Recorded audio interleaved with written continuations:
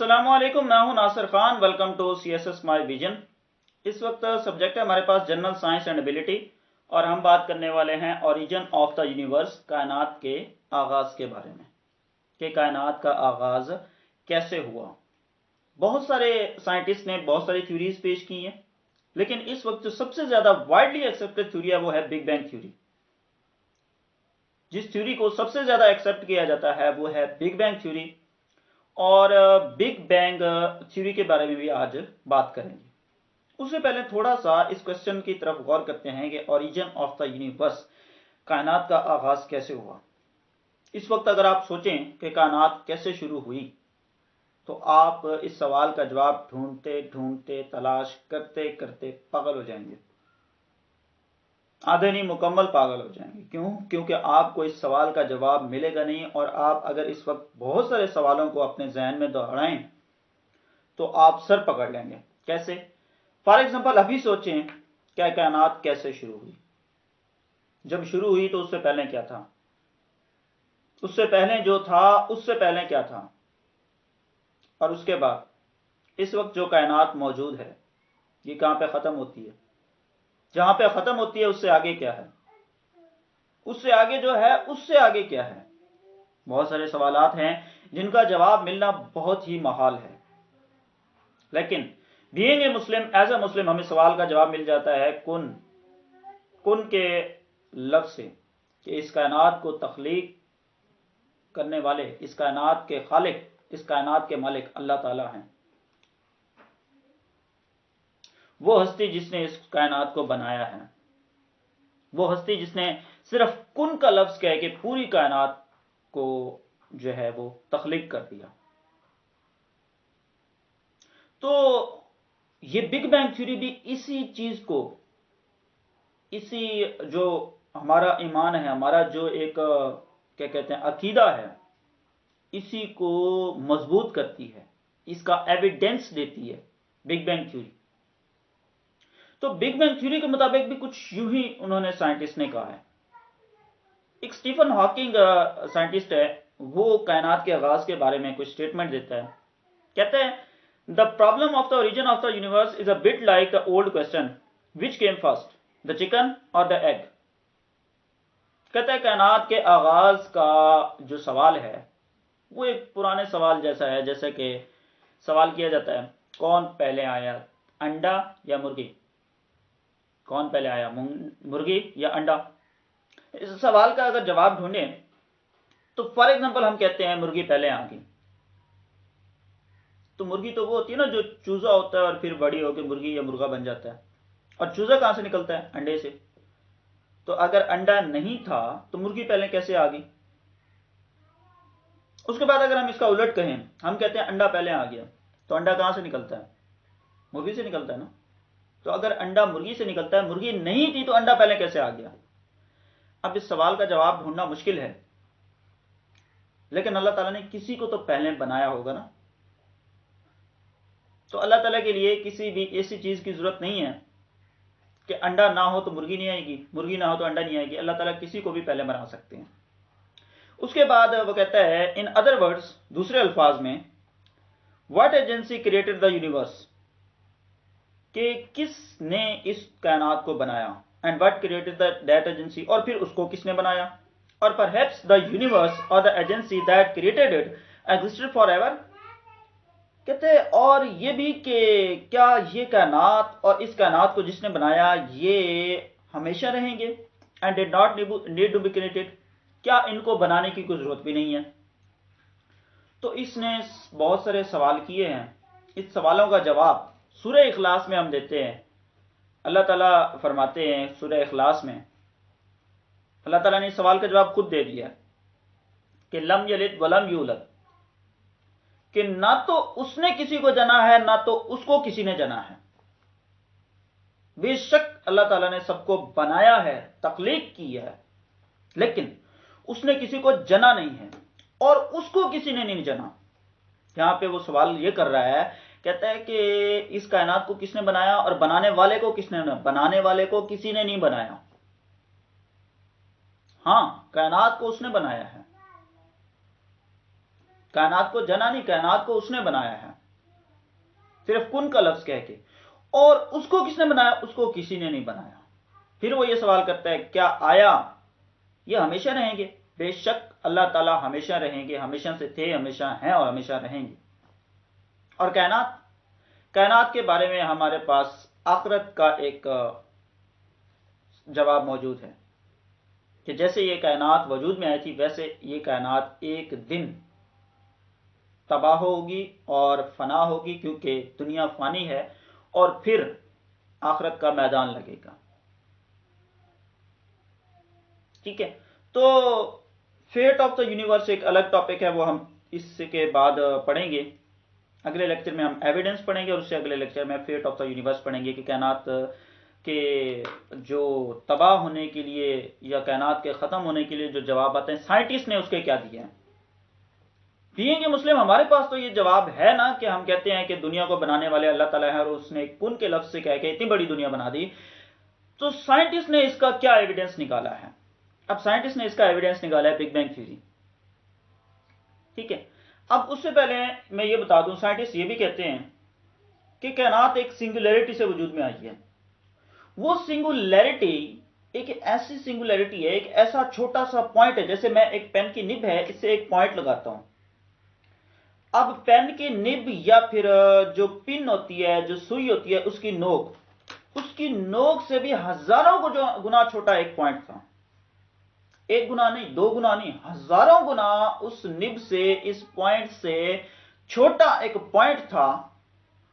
वो 1 सेकंड से भी बहुत कम वक्फे में फटा और उससे कायनात वजूद में आ गई। और वो इतना फैला कि आज ये दुनिया बन गई। और ये जो पॉइंट फटा था, ये 13.7 बिलियन साल पहले की बात है। अकॉर्डिंग टू साइंसदानों का ये अंदाजा है कि 13.7 बिलियन साल पहले ये कायनात वजूद में आई थी। तो ये तो कुछ बातें हैं। अब जरा बिग बैंग थ्योरी के बारे में बात कर लेते हैं। साइंसदानों के पास कोई ऐसी मशीन नहीं है, टाइम मशीन के साइंसदान इस वक्त उस मशीन में बैठ के वापस चले जाएं और फिर जाके वहां पे पता लगाएं कि क्या हुआ था। अगर ऐसा होता तो साइंसदान आज पता लगा चुके होते, लेकिन ऐसा नहीं है। वो एक अंदाजा लगा सकते हैं, वो एक अपनी स्टडी के मुताबिक जवाब दे सकते हैं। ठीक है, तो अब पहले बात कर लेते हैं बिग बैंग थ्योरी के बारे में कि बिग बैंग थ्योरी जो है वो कब पेश हुई, किसने की और कैसे शुरू हुई। बिग बैंग थ्योरी 1931 में इसका आइडिया पेश किया गया, और इसका आइडिया देने वाले जॉर्ज लेमात्रे थे। जॉर्ज लेमात्रे एक बेल्जियन कॉस्मोलॉजिस्ट थे, एक बेल्जियम के जो है साइंटिस्ट थे। उसने इसका जो है वो तस्वुर पेश किया। इसके मुताबिक, बात तो मैं पहले बता चुका हूं सिंगुलैरिटी वाली, इसका कॉन्सेप्ट तो वही है। तो इसके मुताबिक, बिग बैंग थ्योरी के मुताबिक, बहुत सारे एस्ट्रोनॉमर्स इस बात पर यकीन रखते हैं कि कायनात एक बिग बैंग का मतलब है बहुत बड़ा धमाका। बिग बड़ा, बैंग का मतलब धमाका। बिग बैंग कायनात एक बहुत बड़े धमाके से वजूद में आई है, और 13.7 बिलियन साल पहले। साइंटिस्ट कहते हैं कि उस वक्त इस वक्त जो कायनात बन चुकी है, उस वक्त ये एक छोटे से पॉइंट पर मुश्तमिल थी, एक सिंगुलैरिटी पर मुश्तमिल थी, जो कि एक पेन की निब का पॉइंट होता है, इससे हजारों गुना छोटा सिंगुलैरिटी थी, पॉइंट था। उस पॉइंट को हम सिंगुलैरिटी कहते हैं। ठीक है, और वो इतना ज्यादा गर्म था और इतना ज्यादा डेंस था, इतना ज्यादा हॉट था कि आप इस वक्त अपने जहन में जो चीज भी ला सकते हैं, जितनी ज्यादा गर्म भी ला सकते हैं, उससे भी कई गुना ज्यादा गर्म था। आपके जहन में दुनिया में मौजूद कोई भी चीज इस वक्त हॉट आ सकती है आपके जहन में, कि आग सबसे ज्यादा गर्म होती है, फलां चीज सबसे ज्यादा गर्म होती है, फलां फलां फलां फलां समथिंग एल्स। आपके जहन में हॉट और डेंस कोई भी चीज इस वक्त आपके जहन में आ सकती है। उन तमाम चीजों से सबसे ज्यादा गर्म और सबसे ज्यादा हॉट वो पॉइंट था, सिंगुलैरिटी पॉइंट। फिर वो फटा, वो पॉइंट, वो सिंगुलैरिटी फटी, और उससे ये कायनात वजूद में आई। उस वक्त वो कहता है, उस पॉइंट से पहले, जब ये पूरी कायनात एक पॉइंट थी, उससे पहले ना तो कोई टाइम का कॉन्सेप्ट था, ना तो कोई मैटर का कॉन्सेप्ट था, और ना ही वो कहता है किसी स्पेस का कॉन्सेप्ट था। देखिए इस वक्त जो जमीन है इसके ऊपर हम रहते हैं, ठीक है, इसी तरीके से इस जैसे काफी और सियारे हैं। अगर हम ये जो खला है, ठीक है, इसके ऊपर चले जाएं जहां पे आपको कोई मैटर ज्यादातर नहीं मिलता गैसेस के अलावा, ठीक है, तो वो जो खला है उसको फिर हम स्पेस कहते हैं ये स्पेस भी नहीं थी। इस स्पेस का भी कंसेप्ट साइंटिस्ट कहते हैं नहीं था, ना तो टाइम का कंसेप्ट था, ना स्पेस का कंसेप्ट था, और ना ही किसी मैटर का कंसेप्ट था। तो दोबारा से मैं बता दूं, according to big bang theory, कायनात एक पॉइंट, एक सिंगुलरिटी से वजूद में आई, जो पॉइंट पेन की निब से हजारों गुना छोटा था और बहुत ज्यादा हॉट और डेंस था। अचानक वो फटा और ये कायनात वजूद में आई। और इस पॉइंट से पहले, कायनात के वजूद में आने से पहले, ना तो कोई स्पेस, ना टाइम, ना मैटर का कंसेप्ट था। कहते हैं 1 सेकंड से भी बहुत कम वक्फे में ये कायनात एक छोटे से एटम से लेकर इतनी बड़ी होगी कि एक गैलेक्सी से भी ज्यादा। जिस तरीके से कायनात 1 सेकंड से भी कम वक्फे में फटी, उसी तरीके से 1 सेकंड से कम वक्फे में इतनी फैली कि एक गैलेक्सी से भी बड़ी होगी। अब जरा एटम और गैलेक्सी की बात कर लेते हैं। मैंने आपको कहा एटम से, एटम का साइज था इसका, और इतनी फैली कि गैलेक्सी के साइज जितनी होगी। अब एटम क्या है? एटम एक ऐसा पॉइंट है जो ना तो आंखों से नजर आता है और ना ही उसको मजीद तकसीम किया जा सकता है। Atom is a particle which can not be divisible, which can not be visible. ना तो एटम को देखा जा सकता है, ना ही एटम को आंख से, नेकेड आई से ना तो देखा जा सकता है, ना तो उसको मजीद तकसीम किया जा सकता है। हाँ, उसके सब एटॉमिक पार्टिकल्स हैं, लेकिन उसको मजीद तकसीम नहीं किया जा सकता। क्योंकि ऐसा पॉइंट इस वक्त जहन में लाएं जो ना तो देखा जाए, ना मजीद तकसीम हो। किसी भी चीज को उठा लें, इसको उठाएं, इसके इतने टुकड़े करें, इतने टुकड़े करें, इतने टुकड़े करें कि एक ऐसा टुकड़ा आपके हाथ में आ जाए जिसको मजीद तकसीम नहीं किया जा सकता।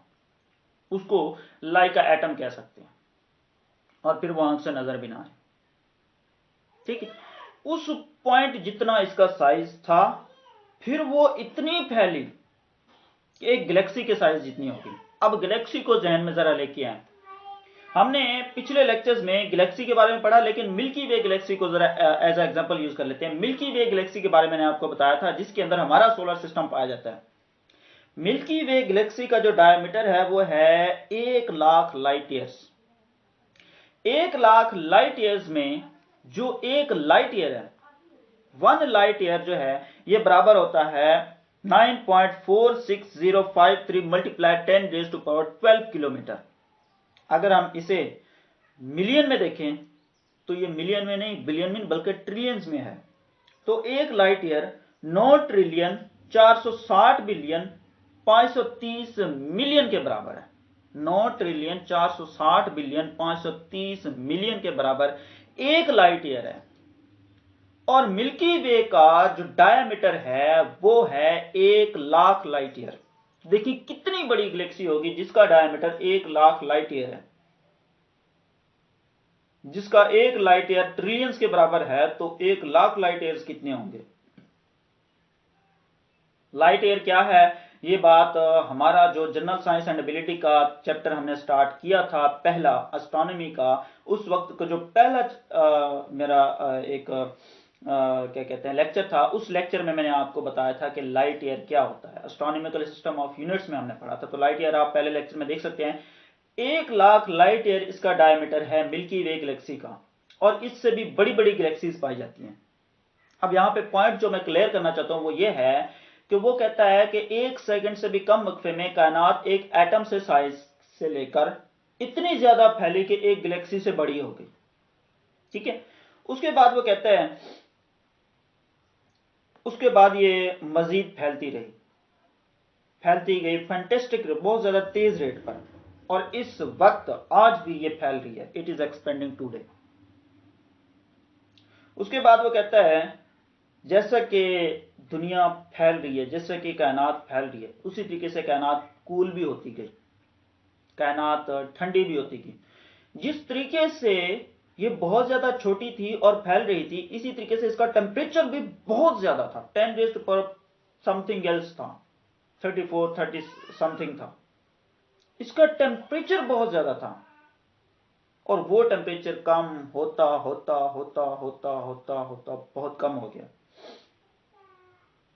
फैलती भी गई, टेम्परेचर भी इसका क्या होता गया, कम होता गया। Energy change into particles of matter and anti matter. अब एक बहुत बड़ी बात, जैसे कि कायनात का जो वो सिंगुलरिटी पॉइंट था वो फटा, तो उससे दो चीजें बनी, एक मैटर, दूसरा एंटी मैटर। मैटर वो होता है जो कोई मास रखता है, जगह घेरता है, जो कि कोई भी पार्टिकल हो सकता है, वो प्रोटॉन हो सकता है, वो न्यूट्रॉन हो सकता है, वो समथिंग एल्स, कोई भी पार्टिकल हो सकता है। और एंटी मैटर उसका उलट होगा, जो ना मास रखता है ना जगह घेरता है। अब मैटर भी बना, उस सिंगुलरिटी के फटने से एंटी मैटर भी बना। अब वो कहता है कि दोनों एक दूसरे के मुखालिफ थे, मुखालिफ होने की वजह से बहुत सारे मेटल्स ने बहुत सारे एंटी मेटल्स को आपस में डिस्ट्रॉय कर दिया, खत्म कर दिया। लेकिन कुछ मैटर्स सरवाइव कर गए, कुछ मैटर्स, एंटी मैटर ने कुछ मैटर्स बच गए, जो सरवाइव करते रहे, जो जिंदा बच गए, जो रहे, जो डिस्ट्रॉय नहीं हुए। वो मैटर्स आज कायनात की सूरत में मौजूद हैं। अब वो मैटर क्या हो सकते हैं, वो कहता है कि वो प्रोटॉन्स भी हो सकते हैं, वो न्यूट्रॉन्स भी हो सकते हैं। सबसे ज्यादा स्टेबल यही थे, इसलिए ये बच गए। फिर उसके बाद इसी से कायनात बनी। और उसके बाद नेक्स्ट वो कहता है कि जब कायनात 1 सेकंड पुरानी थी, कायनात फटी, उसके 1 सेकंड बाद ये मैटर, प्रोटॉन्स और न्यूट्रॉन्स बनना शुरू हो गए थे। नेक्स्टली इसका टेम्परेचर जो था 3 मिनट के बाद, जो कायनात का बहुत ज्यादा टेम्परेचर था, तकरीबन 3 मिनट के बाद इसका टेम्परेचर 1 बिलियन डिग्री सेल्सियस नीचे गिर गया। 1 बिलियन डिग्री सेल्सियस इसका टेम्परेचर तकरीबन 3 मिनट के बाद नीचे गिर गया। फिर ये इतनी कूल हुई कि इससे प्रोटॉन और न्यूट्रॉन आपस में इकट्ठे हो गए और इन्होंने मिलकर जो है न्यूक्लियस बनाने शुरू कर दिए, हीलियम और हाइड्रोजन के। अगर आपने केमिस्ट्री पढ़ी है तो केमिस्ट्री के अंदर जो क्या कहते हैं एटम का एक चैप्टर है, उसके अंदर हाइड्रोजन भी एक एटम है और हीलियम भी एक एटम है। और ये हाइड्रोजन जो है ये नॉन मेटल है, हीलियम जो है ये नोबल गैस है। हाइड्रोजन की अगर हम बात करें तो हाइड्रोजन के अंदर एक प्रोटॉन है, एक इसका इलेक्ट्रॉन है, और न्यूट्रॉन की बात करें तो वो मुख्तलिफ हैं, बिकॉज इसके 3 आइसोटोप हैं, प्रोटियम, ड्यूट्रियम, ट्रिटियम। प्रोटियम में कोई न्यूट्रॉन नहीं है, ड्यूट्रियम में 1 न्यूट्रॉन है, ट्राइटियम में 2 न्यूट्रॉन है। इसी तरीके से जो प्रोटियम पहला है उसमें 1 इलेक्ट्रॉन 1 प्रोटॉन है, इनको माइनस करें तो न्यूट्रॉन कुछ नहीं बनता। वो खैर इसमें आ जाता है, हम भी इसी में हमारे सीएसएस सिलेबस में भी केमिस्ट्री का थोड़ा सा पार्ट है, उसमें तफसील से पढ़ेंगे। तो हाइड्रोजन की अगर बात करें तो हाइड्रोजन के न्यूक्लियस में प्रोटॉन न्यूट्रॉन्स पाए जाते हैं। जितने भी एटम हैं, जितने भी एटम हैं, प्रोटॉन और न्यूट्रॉन न्यूक्लियस में पाए जाते हैं, जिन्हें न्यूक्लियोन्स कहते हैं, और इलेक्ट्रॉन उनके बाहर गर्दिश करते रहते हैं। इसके बारे में तफसील से बोहर एटॉमिक मॉडल है, एक रदरफोर्ड मॉडल है। रदरफोर्ड ने तो कोई उसका एक्सेप्टेबल नहीं है, बोहर का मॉडल एक्सेप्टेबल है। बोहर ने बताया था कि ये इलेक्ट्रॉन बाहर गर्दिश करते रहते हैं और मदारों में घूमते रहते हैं। अब इलेक्ट्रॉन तो बाहर घूम रहे हैं न्यूक्लियस के, लेकिन जो प्रोटॉन और न्यूट्रॉन हैं वो कहां है, सेंटर के अंदर है, और सेंटर को क्या कहते हैं, न्यूक्लियस कहते हैं। अब वो भी यही बात कर रहा है कि जब टेम्परेचर बहुत ज्यादा कूल हो गया, जब ये पार्टिकल बहुत ज्यादा कूल हो गए, ठंडे हो गए, तो प्रोटॉन और न्यूट्रॉन आपस में आए, इकट्ठे मिले और इन्होंने एक न्यूक्लियस बनाया, और उस न्यूक्लियस से वजूद में आए कुछ एटम जिनको हम हाइड्रोजन और हीलियम कहते हैं। उसके बाद वो कहता है कि तकरीबन 3 लाख साल बाद, हाँ 3 लाख साल बाद यूनिवर्स तकरीबन 3000 डिग्री मजीद इसका टेम्परेचर कम हो गया। 3000 डिग्री इसका मजीद टेम्परेचर कम हो गया। एटॉमिक न्यूक्लियाई जो थी वो उसने मजीद इलेक्ट्रॉन्स कैप्चर किए और इलेक्ट्रॉन उसके मदार के गिरकर घूमने लगे। ठीक है, उसके बाद वो कहता है the universe was filled with clouds of hydrogen and helium gases. अब देखिए 3 मिनट के बाद टेम्परेचर बहुत ज्यादा कम हुआ, उससे जो पार्टिकल थे प्रोटॉन और न्यूट्रॉन वो ठंडे हुए आपस में मिले, हीलियम और जो हाइड्रोजन है उसी वक्त बनना शुरू हो गए थे। अब हीलियम और हाइड्रोजन उसी वक्त जब बनना शुरू हो गए थे तो वो तो 3 लाख साल बाद बनते बनते बहुत ज्यादा हो चुके होंगे। अब हीलियम और हाइड्रोजन दोनों गैसेज हैं, अगर दोनों गैसेज हैं तो गैसेज के तो क्लाउड्स बनते हैं। अब वो कह रहा है कि 3 लाख साल बाद टेम्परेचर भी 3000 डिग्री मजीद गिर गया और उसके बाद एटम भी बनते गए, एटम ने अपने गिर्द इलेक्ट्रॉन्स को गर्दिश करना स्टार्ट कर दिया और हीलियम और हाइड्रोजन से कुछ क्लाउड्स बन गए। शायद आपको याद हो जब मैंने आपको तमाम प्लैनेट्स के फैक्टर्स पढ़ाए थे उस वक्त मैंने ये भी बताया था कि जो आउटर 4 प्लैनेट हैं हमारे सोलर सिस्टम के, उन 4 प्लैनेट की जो क्लाउड्स हैं वो हाइड्रोजन और हीलियम पर मुश्तमिल हैं। जब सिर्फ 4 प्लैनेट की बात करें तो ये प्लैनेट पूरी कायनात के सामने कुछ भी नहीं है। इन 4 प्लैनेट के जो एटमॉस्फेयर है वो हाइड्रोजन और हीलियम पर मुश्तमिल है, तो पूरी कायनात में भी हाइड्रोजन और हीलियम सबसे ज्यादा पाई जाती है। तो हाइड्रोजन और हीलियम से क्लाउड्स बन गए। उसके बाद ये क्लाउड जो है डस्ट की सूरत में और गैसेस की सूरत में जो है वो सेलेस्टियल बॉडीज बनना स्टार्ट होगी, यानी कि स्पेस बनना स्टार्ट होगी, जो कि आजकल इस वक्त स्पेस, इस वक्त जो खला मौजूद है। ठीक है, तो ये था कुछ बिग बैंग थ्योरी का आगाज। मजीद हम इसके एविडेंस की बात करेंगे, इसके बारे में 2 सबूत भी दिए जाते हैं, 2 एविडेंस। नेक्स्ट लेक्चर में हम 2 एविडेंस के बारे में बात करेंगे और फिर उससे आगे आने वाले लेक्चर में हम इसके फेट के बारे में बात करेंगे, इसके कायनात के आखिर के बारे में, कायनात के आखिर के बारे में। ठीक, कायनात क्या ख़त्म होगी या नहीं होगी। ठीक है, तो ये था हमारा आज का लेक्चर। अगर आपको वीडियो अच्छी लगी तो लाइक करें, शेयर करें, कमेंट करें। अगर आप नए हैं तो चैनल को सब्सक्राइब कर लें। Wish you best of luck. अल्लाह हाफिज़।